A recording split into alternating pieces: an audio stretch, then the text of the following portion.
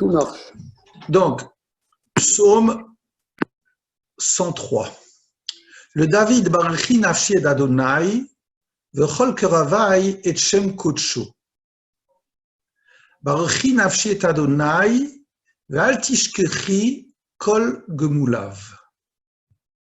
Ça, c'est un psaume que devrait apprendre Marc Bialek par cœur. Psaume de David, donc.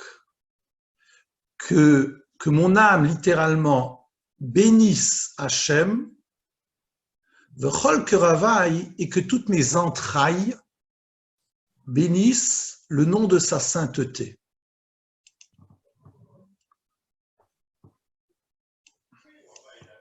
Bachi Nafshi, oh là là, excusez-moi, il y a des gens qui attendent. Voilà.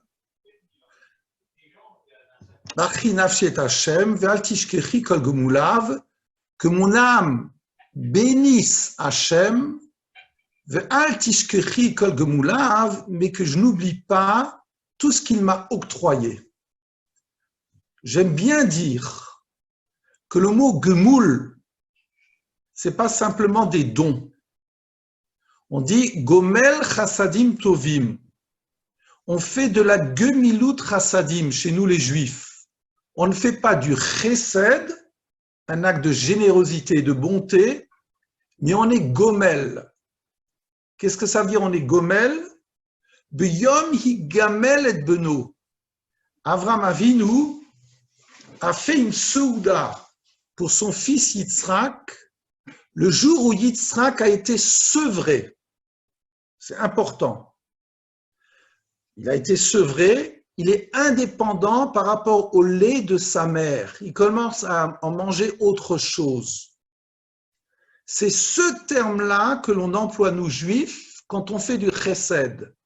Je ne devrais pas simplement faire un acte de générosité, mais je devrais rendre l'autre indépendant. Il y avait un proverbe chinois que vous connaissez tous qui dit « Une chose, c'est de donner un poisson à celui qui a faim, et une autre chose, c'est de lui apprendre à pêcher. » C'est cela, Gemulav. Et donc, c'est intéressant de voir que ici, juste j'ouvre et je ferme la parenthèse, que je n'oublie pas, Kol Gemulav, la façon dont lui, il m'a sevré de certaines choses. Je termine.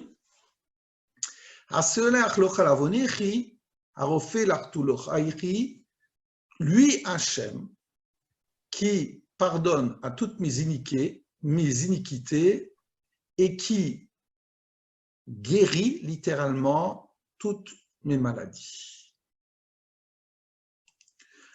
Baruchu Hachem Malachav.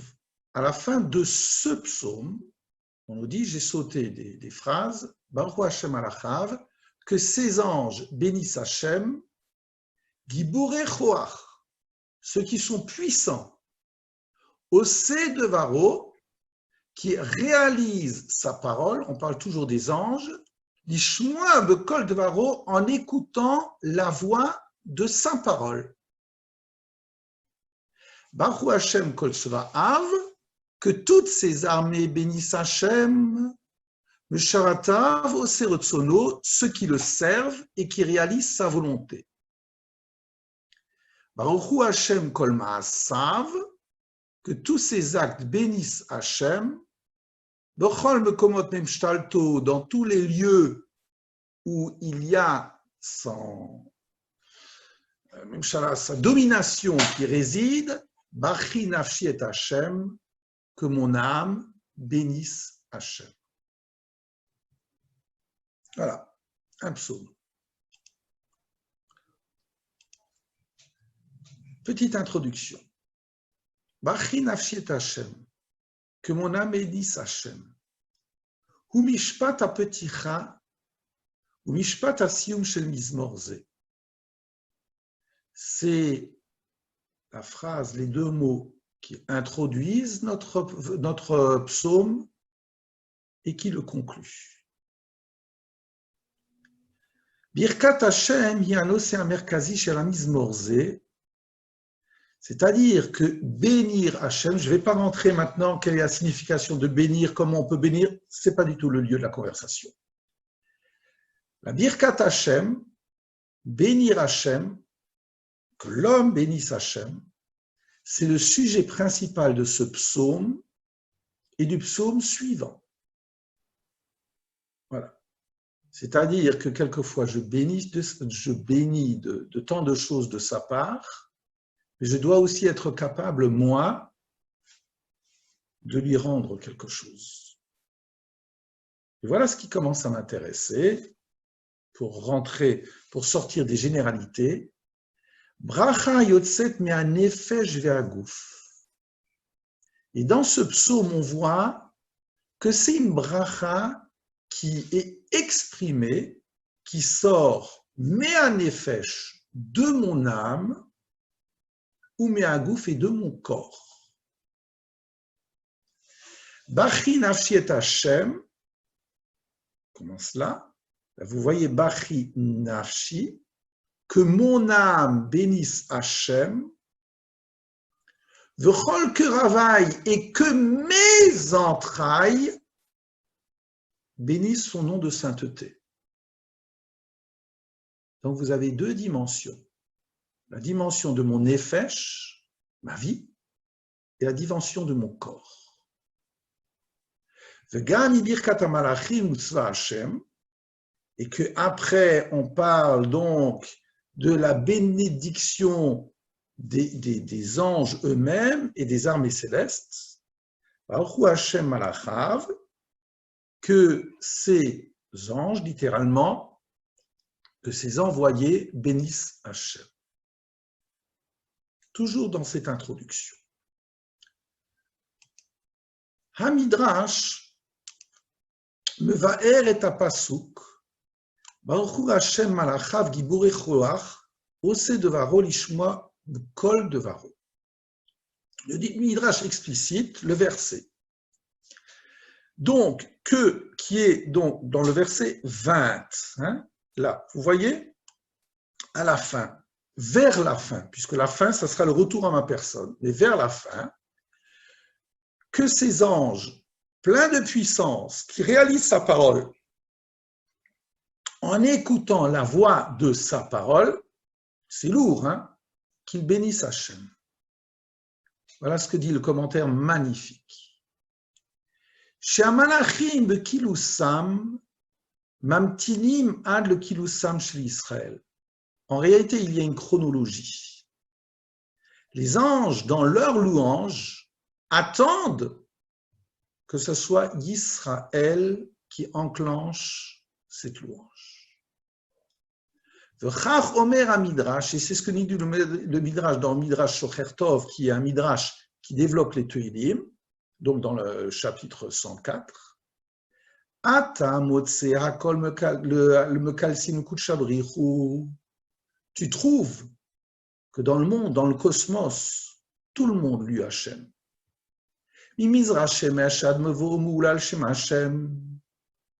Depuis le lever du soleil jusqu'à son coucher, que le nom d'Hachem soit béni.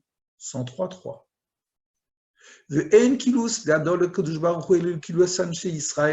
Avec tout le cosmos, toutes les merveilles de la nature qui bénissent Hachem, il n'y a pas de louange plus importante pour le Saint béni soit-il que la louange du peuple d'Israël. Pourquoi? Parce qu'il est marqué dans Isaïe, Amzu yatsarti li tuilati saperu. Ce peuple que je me suis façonné, ils vont raconter ma louange. Comme si quelque part, Israël doit être capable d'exprimer ces puissances d'Hachem, cette présence d'Hachem, et que quelque part, ça provoque une louange globale. Ça m'a toujours, vous savez, dans la partie du Hallel qu'on aime chanter, eh bien, quand on réfléchit aux mots, ils sont quelque part étonnants pour ne pas dire terrifiants ou extraordinaires. Hallelu et Adoshem kol goyim. Shabochu kol haumim. Pourquoi? Ki gavar alinu chasdo. Que les nations bénissent Dieu. Pourquoi elles devraient bénir Dieu? Parce qu'elles ont bénéficié de quelque chose? Non, par ricochet. Ki gavar chasdo ve'emet Hashem le'olam alluya. Parce que Hachem a fait du bien au peuple d'Israël et par ricochet, les nations du monde en bénéficient.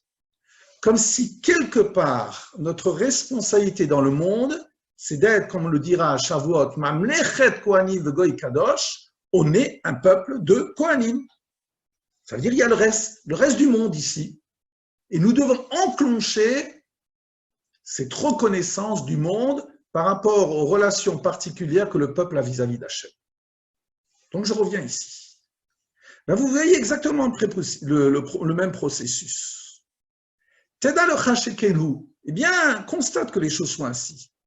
Katu baruch Hashem alachav giborechu alach ose devaro lishmoa b'kol devaro. Il est marqué explicitement dans notre verset que ces anges bénissent Hachem, eux qui sont pleins de force, eux qui réalisent sa parole, l'ishmoa, en écoutant la voix de sa parole.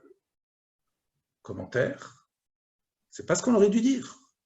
On aurait dû dire la asot et kol devaro,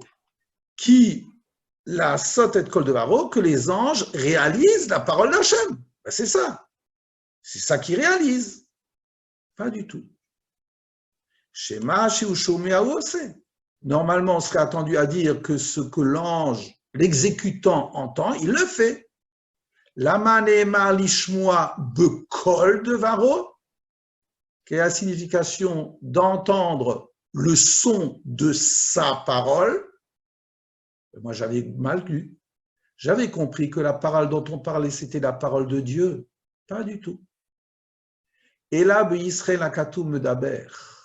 Mais on parle du peuple d'Israël. Excusez-moi parce que je dois surveiller ceux qui viennent là. Voilà. On parle de la parole d'Israël. Chez Amdou Sinaï, Israël, lorsqu'il était au Sinaï, il a dit c'est Nishma, eh bien, chez Mekalsim Israël, Mekalsim Malachim Achariem, quand Israël est capable, suite à son libre arbitre, de s'adonner à une autre réalité de vie, eh bien, les anges ont eux-mêmes, par ricochet, une toute autre structure. Eh bien, c'est cela, à l'échelle collective, en attendant, à l'échelle collective, c'est ce processus qui est marqué dans ce psaume. Il y a d'abord, en premier lieu, l'expression d'un peuple ici, qui provoquera en écho une autre expression, celle du cosmos, jusqu'à celle des anges, mais nous allons aller plus loin. C'est que ce Midrash Shocher Tov, lui, parlait du peuple d'Israël auquel les anges sont assujettis, mais on ne parle pas qu'à l'échelle collective d'Israël. On parle de Claude Spingarn, individuellement. Pourquoi? Parce que regardez, ces mots sont singuliers. David, Baruchi Nafshi. Pas que nos âmes louent Dieu, que ma personne au singulier, elle loue Dieu. Le Malbim, avant d'aller dans les détails, le Malbim, qui est un commentaire extraordinaire, eh bien, il nous dit il va encore plus loin. Le David, puisque j'ai toujours dit qu'un commentaire n'invente jamais rien. Un commentaire sait lire. Il est attentif à des mots que je balbutie si facilement. Le David. Yedaber al hanagat Hashem v'chassadav im nefesh ha'adam haruchanit. Il y a deux parties. On parle ici de David qui reconnaît la bonté d'Hachem dans l'exercice du monde, Im nefesh ha'adam haruchanit, avec d'abord l'âme de l'homme spirituellement.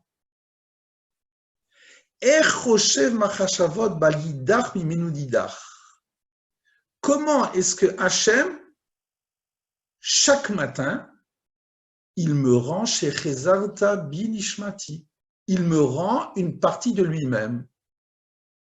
Voilà. Chaque fois. Bal nidar, ni menonidar, que je ne sois pas repoussé. Ça, c'est mon âme que tu m'as rendue ce matin. Et donc, ici, regardez comme le Malbim lit, Bachi nafshi et Hachem. Que mon âme bénisse Hachem. À qui il s'adresse David? Yomar el nafshu aruchanit, il s'adresse à son âme spirituelle, Shehi bat Elokim, que je vous ai mis en gras, cette âme-là que chacun d'entre nous a, littéralement, c'est une partie d'Hachem. V'chelek Elokam ima'al, et c'est une partie d'Hachem. Eh bien, que cette partie d'Hachem que j'ai en moi, chez Tevarech et Hachem à la chassadim, chez Oseima, qu'elle bénisse Hachem pour les bienfaits qu'il a fait avec moi dans ma vie. On verra lesquels. V'chol keravai, et mes entrailles, hu agouf, shu lavu shel hanefesh. C'est quoi mes entrailles? C'est mon corps qui enveloppe, qui est la parure de ce nefesh, de cette âme, Yevaruchu et Shem Kodsho, qu'elle bénisse. Qui? Pas Dieu. Et Shem Kodsho, le nom de sa sainteté. Il nous dit quelque chose de magnifique. Ki aguf achomri lo yasig et Hashem be'atzmo. Parce que ma corporéité ne peut pas saisir Hachem en tant que tel, que Moshe Tassigé ou un Nefesh Haruchanit, comme à l'inverse de mon âme spirituelle, qui, elle, le perçoit. Rak que Shomea et Shomo Merachok, mais mon corps, c'est lorsqu'il entend littéralement le nom d'Hachem. Qu'est-ce que c'est le nom d'Hachem? C'est l'action d'Hachem dans le monde. Donc, de façon éloignée, puisqu'il y a une distance, je parlerai, je communiquerai sur les actions d'Hachem. Donc, ici, je reprends avant de continuer, le Malbim nous dit, tu sais, tu as deux parties. Que mon âme loue directement Hachem, puisque je suis parti de lui sur le plan spirituel, et mes entrailles, ma corporéité, qu'elle bénisse non pas Hachem, c'est pas ce qui est dit, mais et Shem Kodsho, les actions que je perçois dans le monde, parce que en vous regardant, au-delà de cela, eh bien j'ai le soleil, j'ai des arbres qui fleurissent et j'ai la beauté de la nature en éveil. Deux choses différentes. Alors maintenant, David Améler veut bénir Hachem et c'est une invitation pour que chacun d'entre nous le fasse. Bien, nous allons l'exprimer à travers une Gemara de Brachot. Et la Gemara de Brachot est magnifique. Voilà ce qu'elle nous dit. Je vous donne toujours les références. Je précise toujours que ceux qui le désirent, vous m'envoyez un mail et je vous renvoie les marées Mekomot. Dans la Gemara de Brachot 10.1, il est dit Amar Rabbi Yochanan Mishum Rabbi Shimon ben Yochai. Rabbi Yochanan nous dit au nom de Rabbi Shimon ben Yochai. Maï dirtiv, quelle est la signification du verset du Eshet Raïl Pia Patra B'Chochma Ver Torah Chesed al Shona. Sa bouche s'exprime ou exprime de la sagesse. Et une loi de Chesed est sur sa langue. Nous savons très bien que c'est le dernier chapitre de Michelet. que Negedmi Amar Shlomo Mikrazé. Le roi Salomon, Shlomo, c'est lui qui a écrit Michelet. Par rapport à qui a-t-il exprimé ce verset? Lo Amaro est là que Neged David Aviv. Il a exprimé par rapport à David, son père. Donc, sa bouche dit des paroles de Chochma. Quand Shlomo Amelech a écrit Michelet, cette phrase-là s'est imposée à son esprit parce qu'il a pensé à son père. Pourquoi? Shedar b'chamisha olamot v'amar shira, parce que son père a vécu 5 stades qu'on va développer, et à chacun de ces stades où Gomoulav, il a été sevré de ces stades, oui, il a dit un chant. Rashi nous dit sur cette Gemara, Rashi, V'amar shira, que neged kulam amar shira, l'Orshesharata, Ruach HaKodesh alav, l'Esprit Saint s'est emparé à un certain moment de David et il a chanté. C'est très intéressant. Bon, je pense que souvent, j'ouvre et je ferme la parenthèse, je me fais souvent la petite observation en regardant les gens dans la rue que je vois, on parle beaucoup avec tous nos moyens de communication, malheureusement, mais on chante beaucoup moins. Dans le temps, rappelez-vous, bon, c'est vrai que c'est une période très difficile actuellement, mais dans le temps, nos parents, nos grands-parents, et qui avaient une vie qui était aussi très, très dure, en tout cas sur le plan technique, bon, chantaient. Ça me frappe de voir que, naturellement, les gens chantent moins. Bon, voilà. David Amelech a été capable de chanter. Un des commentaires du En Yaakov. Le En Yaakov, c'est un ouvrage qui prend tous les Haggadot du Talmud et qui donne un regard. Et voilà ce que dit le Kotev. Le Kotev, un des commentaires, nous dit la chose suivante.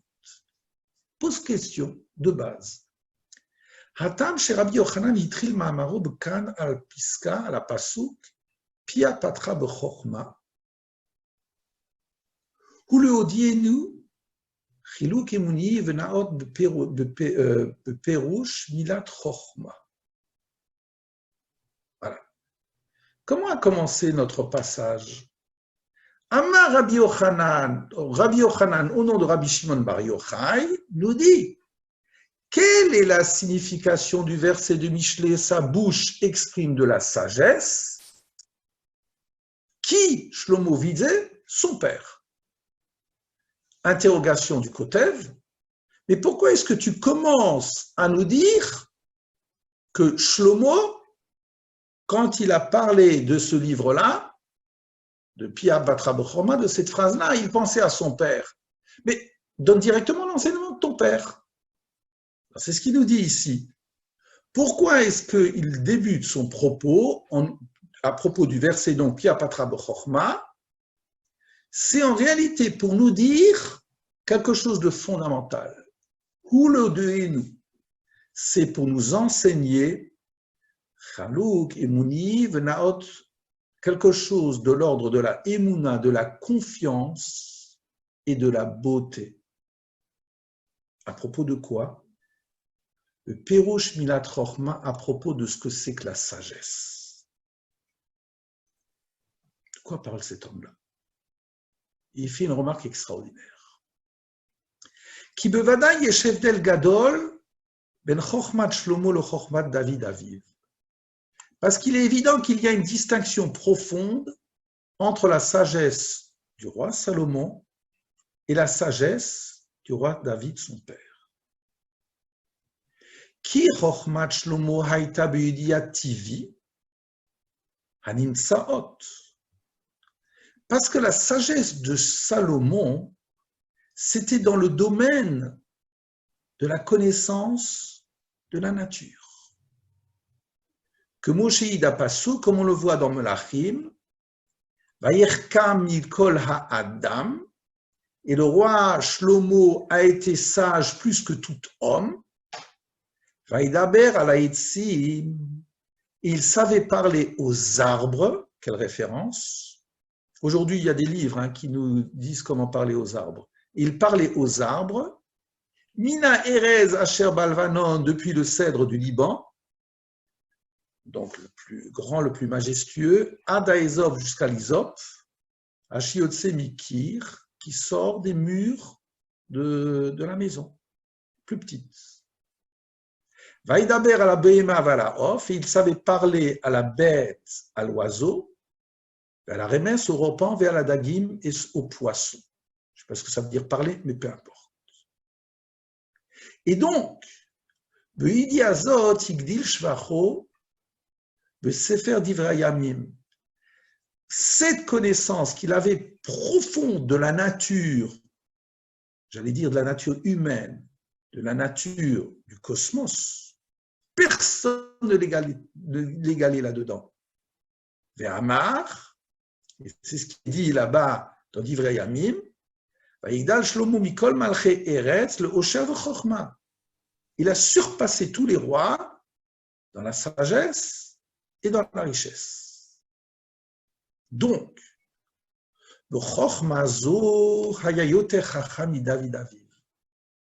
dans la catégorie, dans le contenu de cette sagesse, il surpassait tout le monde, dont son père David. Mais voilà ce qu'ajoute le Kotev. Od yesh chochma eliona. Mais il y a une sagesse supérieure. Shehu le'ashgiar bipuulot Hashem yitbarach v'niflootav. À savoir, percevoir, ressentir l'action d'Hachem et ses merveilles. U'beyichud bechidush ha'olam yesh me'ayin. Et particulièrement, Marc Bialek, particulièrement lorsqu'il y a un monde qui se recrée à partir du rien, à partir du chaos. Ou l'ordot le yitpalel le fanav tamid, et d'avoir cette reconnaissance et de prier constamment. Ou v'chochma zo haya David gadol hamal et mishlomo. Dans ce domaine-là, David Amelech était beaucoup plus grand que son fils Shlomo. Et donc, lorsque Shlomo écrit Pia Patra B'Chochma, sa bouche est ouverte à la sagesse, il parlait de qui? De son père. Il s'en rendait compte au moment où il a écrit Shlomo, ça devait être à un âge plus avancé, qu'il y a différents domaines de sagesse. Il y a la sagesse peut-être d'un savant classique, et je n'abaisse personne. Il y a la sagesse d'une personne qui ressent dans sa vie une présence avec un P majuscule. Voilà. Excusez-moi, voilà. Et maintenant, justement, nous reprenons notre texte de Brachot. Et le texte de Brachot nous dit, au nom de Rabbi Shimon Bar Yochai, donc on a compris cela, l'introduction, Shlomo dit ce verset-là, où il se rend compte donc de la Chochma, de Chaim, qu'a atteint son père, parce que son père, 5 fois spécifique, a chanté la vie. Et la Gemara de Brachot développe ces 5 fois.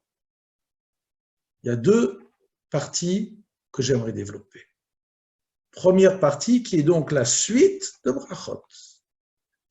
Dar bime imo ve'amar shira.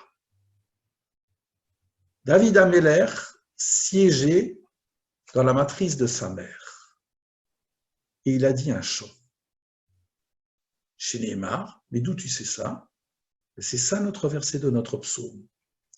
Bachi nafshi et Hashem, vechol keravai et Shem kodsho. Que mon âme bénisse Hashem et mes entrailles, son nom de sainteté. Rashi, vechol keravai, que j'ai traduit par mes entrailles, al Shem kirve imo, shedar betochan. C'est les entrailles, littéralement, la matrice de la mère dans laquelle il a reposé pendant 9 mois. Première explication. On va expliciter cela. C'est-à-dire, c'était prodigieux ce qui s'est passé pendant ces 9 mois. Ve'od yesh lomar, deuxième ajout, par le Maharsha. Autre commentaire de ce passage, que Ravaï, tu prends le terme les entrailles chez le David Mamash, au sens premier. Pourquoi? Alors, le Maharsha, je vous dirais que j'ai été très très ému à ce niveau-là, parce qu'il m'a ouvert une perspective magnifique. Je reprends le verset, Vechol Kavai, et que mes entrailles bénissent son nom de sainteté. Le Maharsha dit, tu sais, que Ravaï chez le David Mamash, tu dois le prendre dans le sens premier du terme, mes entrailles, pas ma bouche, mais c'est ma bouche qui loue. Non, non, non. Ici, tu penses véritablement aux entrailles. Pourquoi? Que de Amrinan de Maseret Nida, parce qu'on parle dans la Gemara de Nida, de Meimo, Piv Satum, Vetiburo Patouar. Parce que quand j'étais dans le ventre de ma mère, ma bouche était fermée et littéralement, le lieu par lequel je me nourrissais, c'était le cordon ombilical, le nombril qui est ouvert. Et donc, nous dit le Maharsha, il y a le temps T dans lequel je suis dans le ventre de ma mère. La bouche ne peut exprimer rien, et pour cause. La relation qu'il y a, c'est une relation à travers ce nombril-là. C'est ça, ma bouche, qui quelque part m'alimente. Et quand je sors à la lumière du monde, eh bien, une nouvelle bouche qui s'ouvre. Heureusement que j'ai le cri primal. C'est ce qu'il dit. Et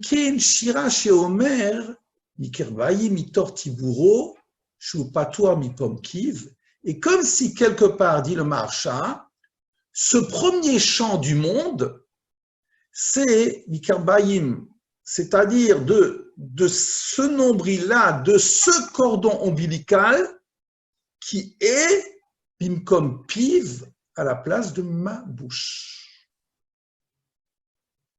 On continue, on reviendra là-dessus.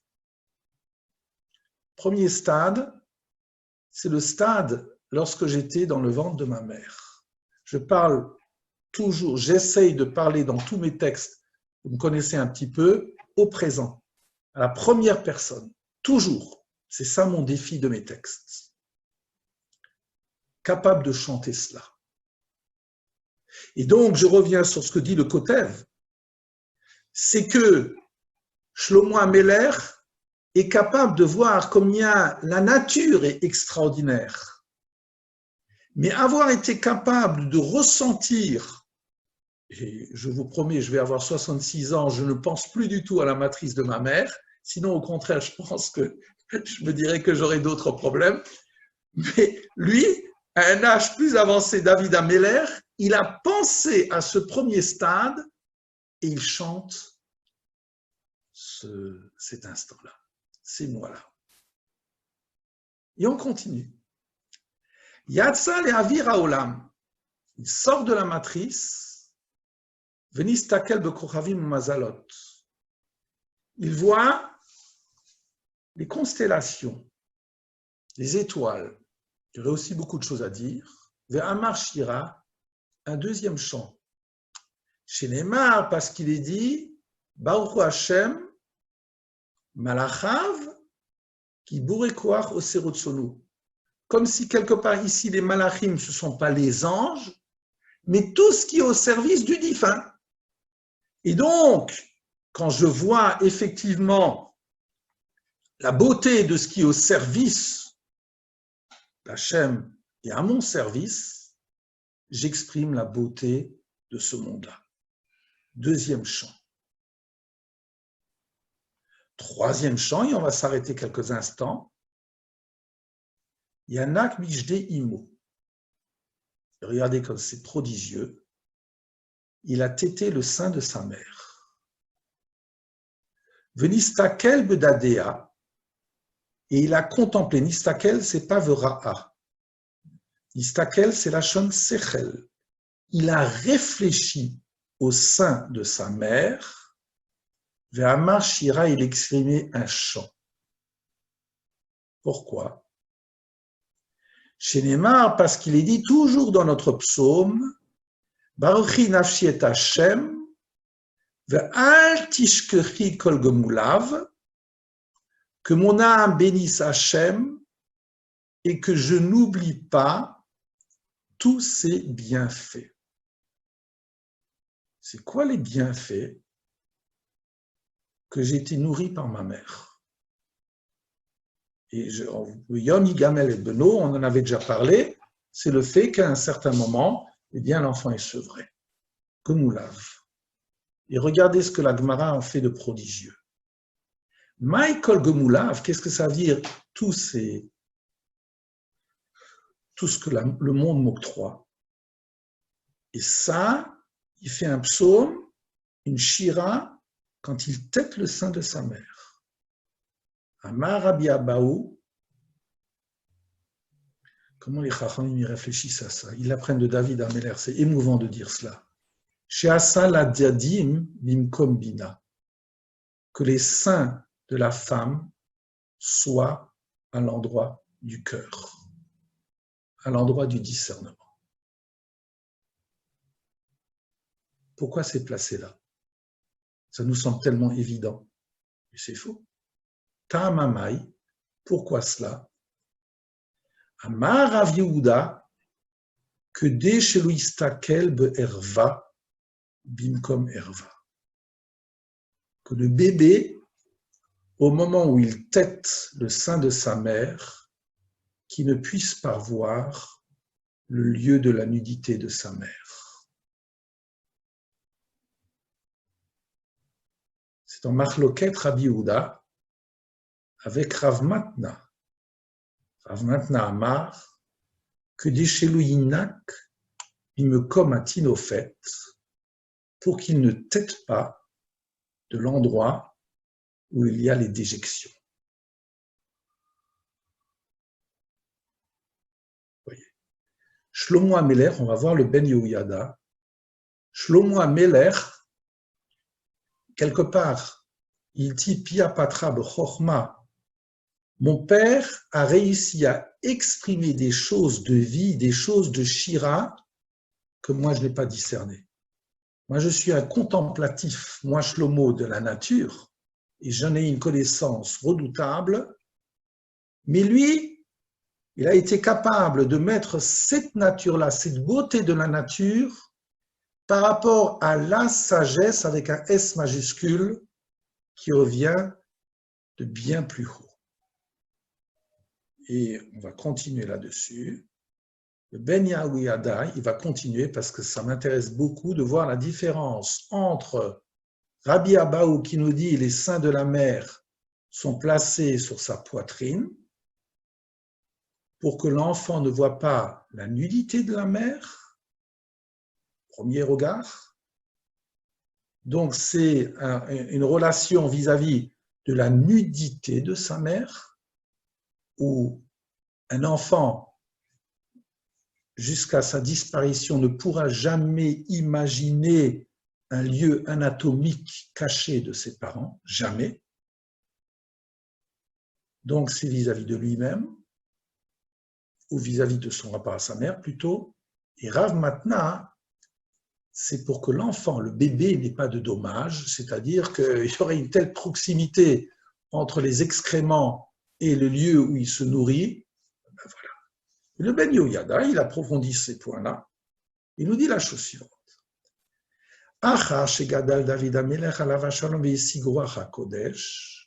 Une fois que David Amelech a grandi et qu'il a perçu quelque chose au-delà d'un regard immédiat, il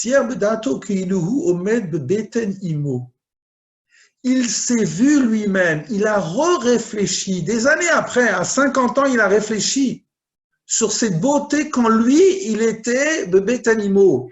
Ne va pas t'imaginer qu'il a commencé à chanter quelque chose lorsqu'il était dans le ventre de sa mère, mais on ne parle pas de ça. Le Ben Yehoyada, il ne te dit pas du tout.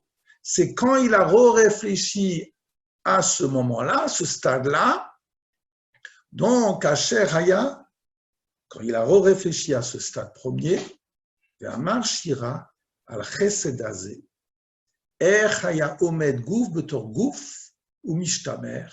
Comment est-ce qu'un corps peut être à l'intérieur d'un autre corps et peut vivre, peut s'oxygéner et se nourrir.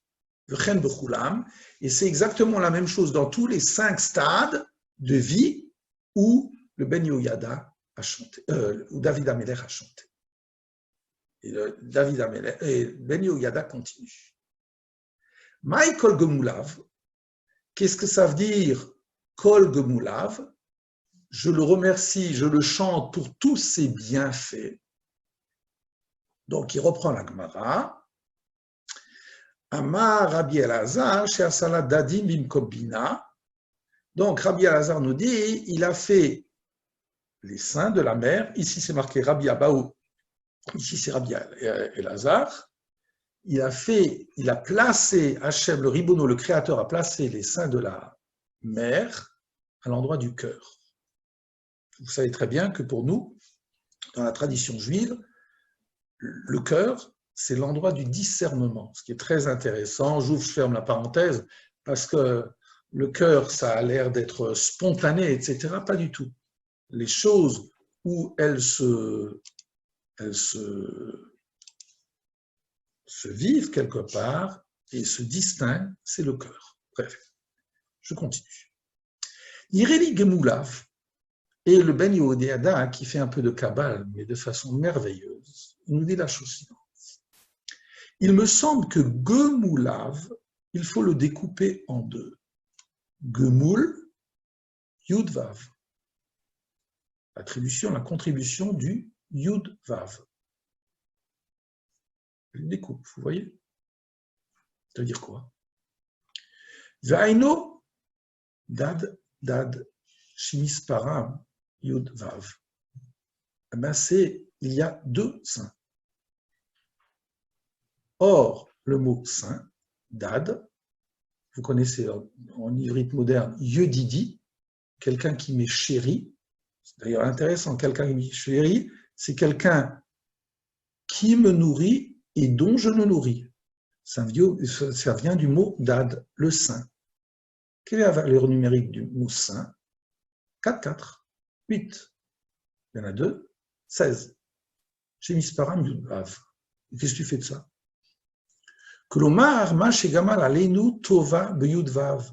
C'est-à-dire, je remercie Hachem parce qu'il m'a fait Gemilut Chasadim Tovim par le Yud Vav.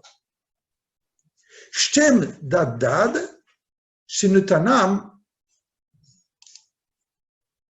Voilà.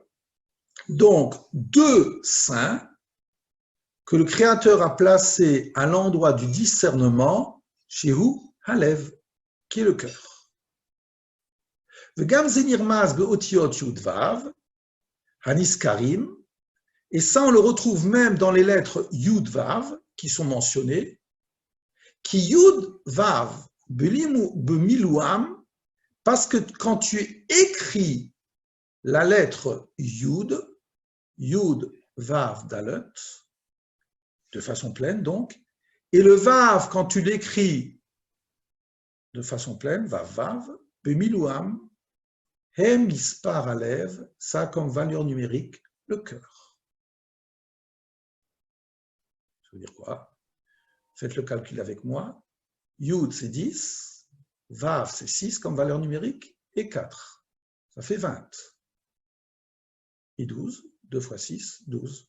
20 et 12, 32. C'est la valeur numérique du cœur. Il continue, le Ben Yehoyada. Gam Yirmozu Adadi Betevat Gemulav.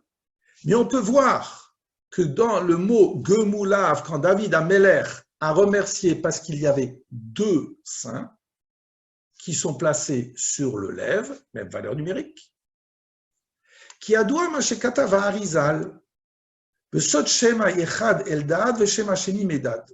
Regardez comme c'est prodigieux. Je ne sais pas si vous vous rappelez, mais dans la Sidra de Behalotra, qu'on lira bientôt, à un certain moment, vous vous rappelez, Moshe Rabbeinu en a assez.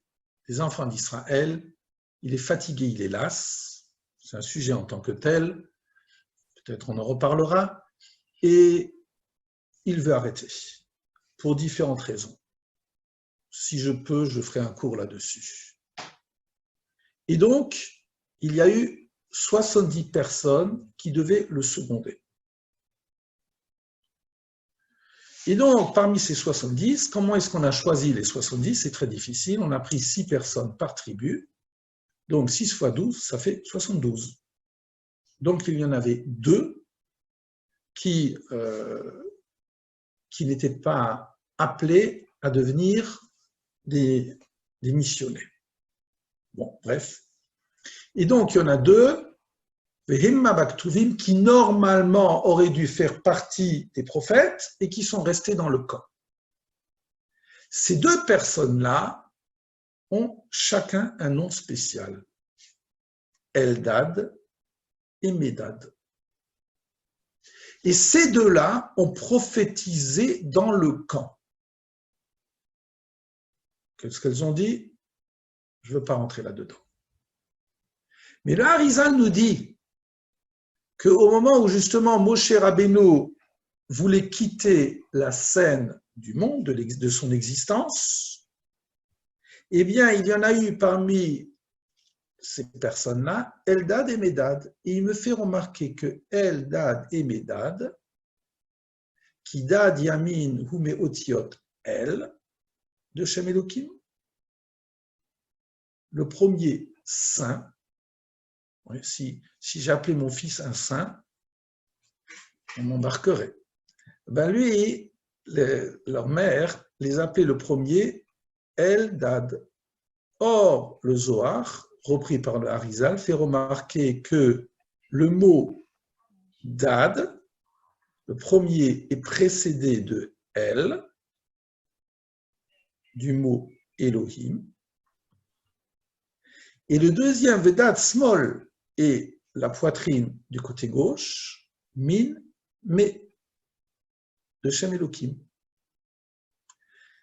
Parce que le deuxième nom, c'est Medad. Vous voyez le premier mot, Eldad, Aleph, Lamed, Dalet, Dalet.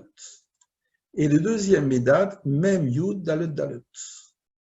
Et donc, quand vous prenez les lettres Aleph, Lamed, Mem, Yud, c'est quoi? C'est le nom Elohim. Aleph, Lamed, et voilà, Mem, Yud. Et le He, qui est cette présence du milieu. Et donc, le Harizal, enfin le Ben Yehoyada, au nom du Harizal, nous dit, qu'est-ce que tu fais de tout ça? Vedouk, réfléchis bien. Ve'ad amar shira al dadim dafka velo al shar evari. Or, tu vois bien que David Ameler, il fait un chant sur la poitrine de sa mère. Excusez-moi, je dois admettre qu'il y a des gens qui nous rejoignent. Voilà. Mais pourquoi ne fait-il pas sur ses autres membres?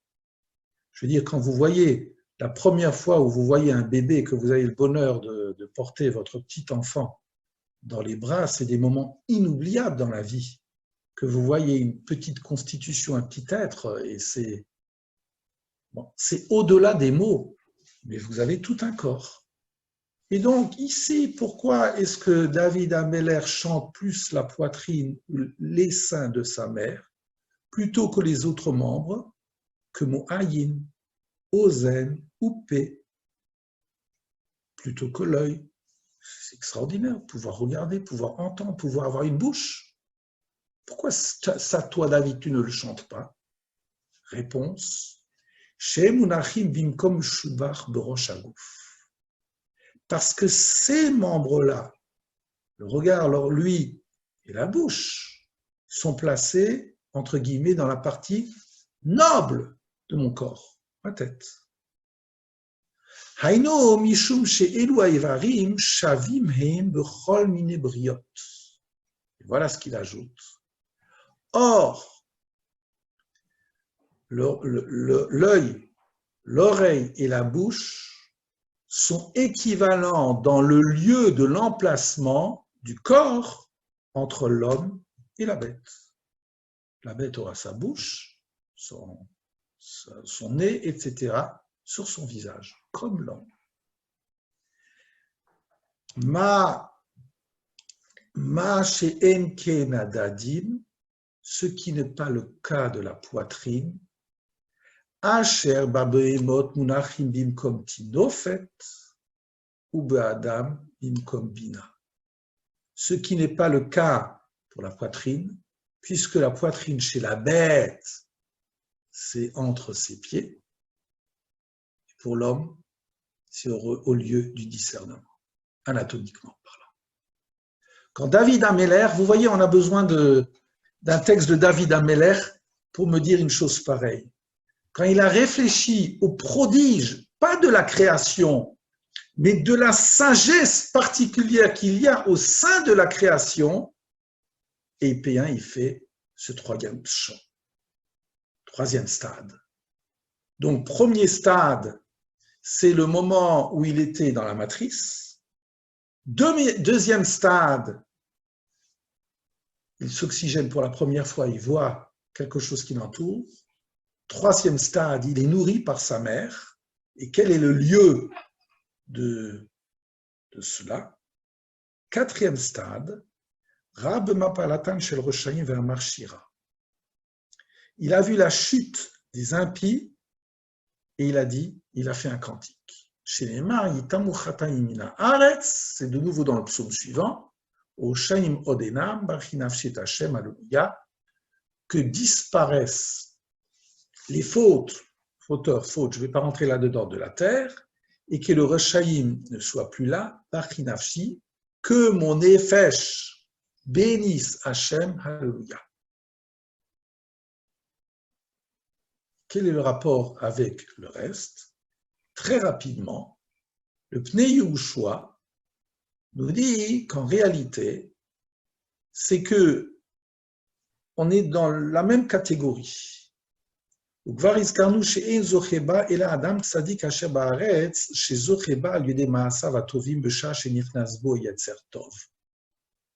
dit, dans la tradition juive, qu'à partir de 13 ans, vous voyez, on a un regard très beau sur l'adolescence. À partir de 13 ans, de 12 ans pour une fille, l'enfant qui devient, ou l'homme qui devient pubère est mature. Pourquoi? Parce qu'en réalité, il sent qu'il peut combattre. Il doit se dresser dans la vie.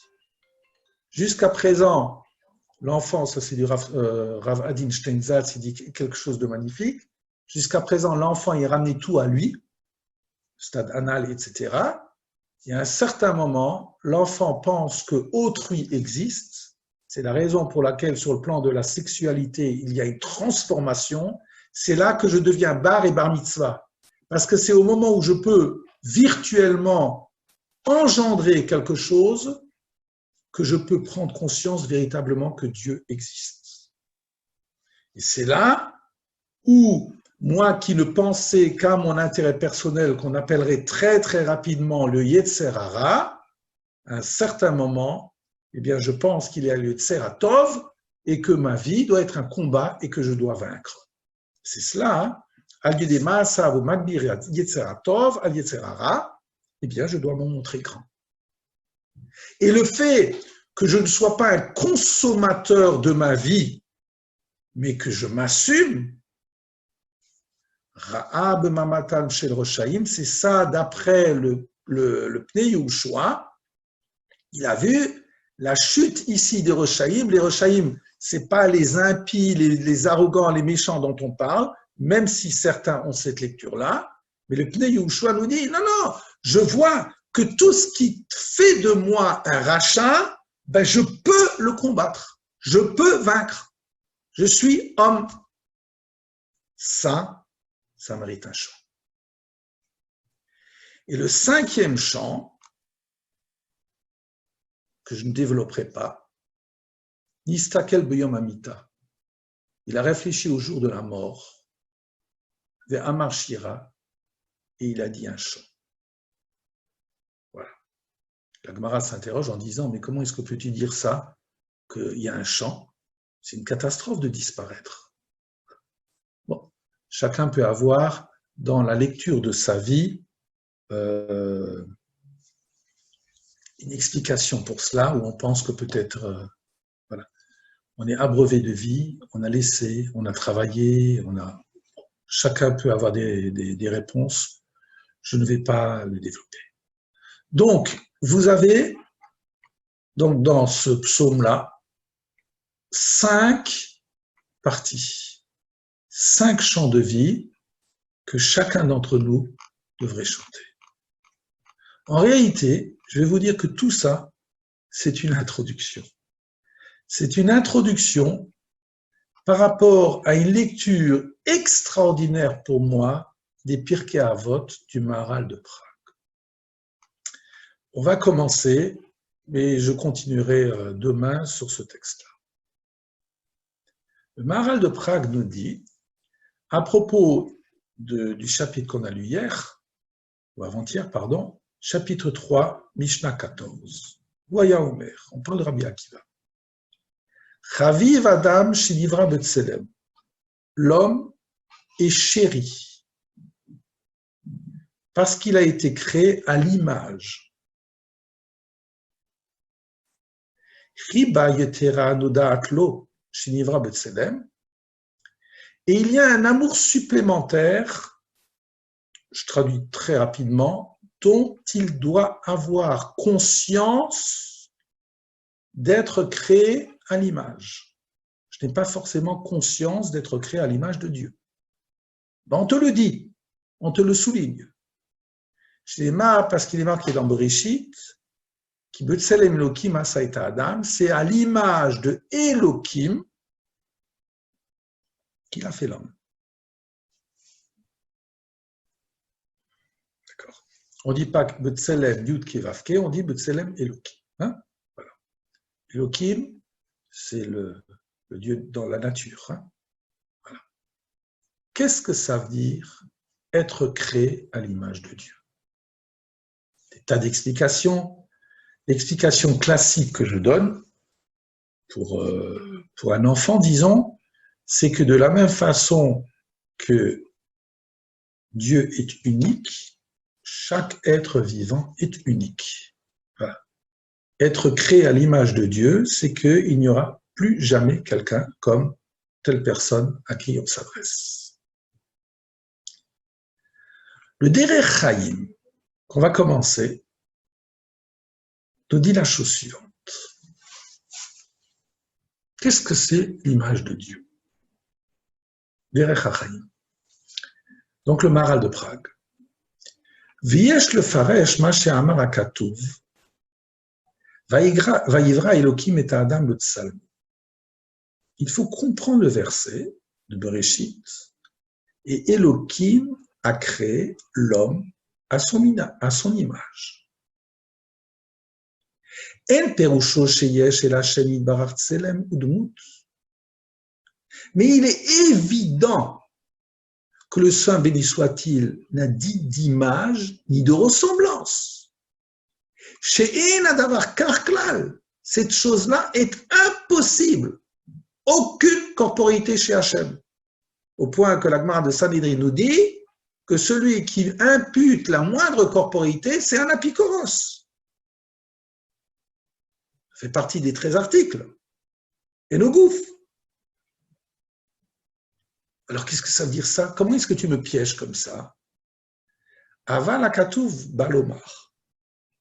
Mais le verset vient nous dire, quand on dit que Elohim a créé l'homme à son image, Ki ka'asher ba lirmoz bitmuna hagashmit, ma shenimtsa b'kudsha b'richu b'iyun nivdal min hagashmi. Qu'en réalité, c'est une allusion que bitmuna gashmit, quand à travers une image très concrète, tu veux te représenter dans ta tête, ma shenimtsa quand tu veux te représenter quelque chose d'Hachem qui, dans la réflexion, est totalement séparé de toute corporéité, comment tu peux te représenter Hachem? Sur quel point je peux me représenter Hachem? J'éloigne tous les anthropomorphismes de la Torah. Hachem, homme de guerre, le doigt de Dieu, la main de Dieu dont on a parlé dans la Gada. Voilà. On ne parle pas de ça maintenant. Tout ça, c'est problématique. Pourquoi la Torah a eu besoin d'en parler, le Rambam en développe, etc. On ne parle pas de ça. On parle du fait de savoir comment, lorsque quelqu'un réfléchit sur Hachem et qu'il se représente quelque chose d'Hachem, à quoi il songe. Et donc, et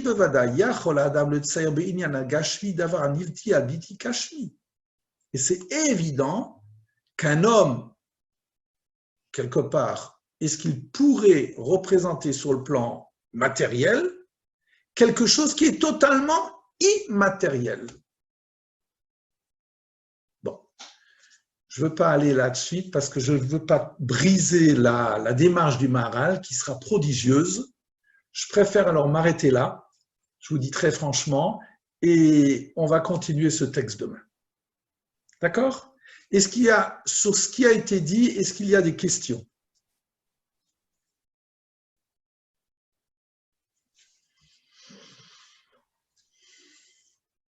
Vous êtes tous KO là, hein? Ah, quand même, il y a quelqu'un qui respire. J'avais peur. S'il y avait quelqu'un qui chantait, en dehors de Marcel, ça serait très bien. Même Marcel, il pourrait chanter. Hein? Voilà. Par rapport aux oiseaux, comment ça se passe? Par rapport à la manière dont sont nourris les oiseaux. Je te dirais très franchement que ça, j'ai aucune réponse. Précise ta question.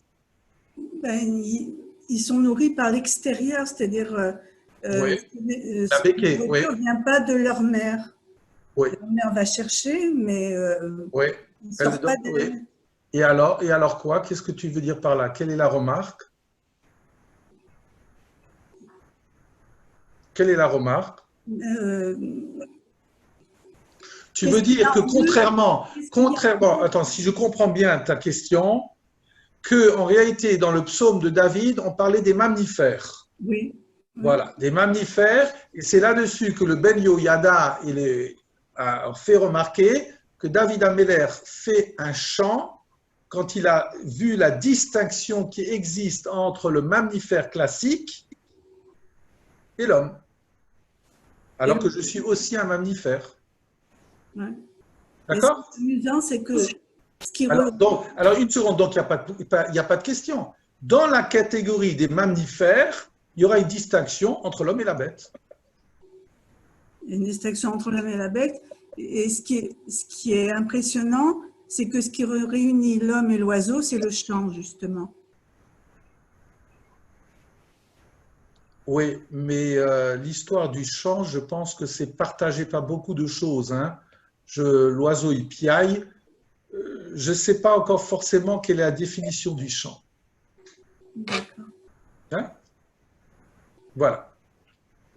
Est-ce qu'il y a encore une autre remarque? Voilà. Alors, je m'en excuse de m'arrêter brutalement dans le Derech HaChaim, mais je veux le faire doucement parce c'est prodigieux. Hein? Voilà.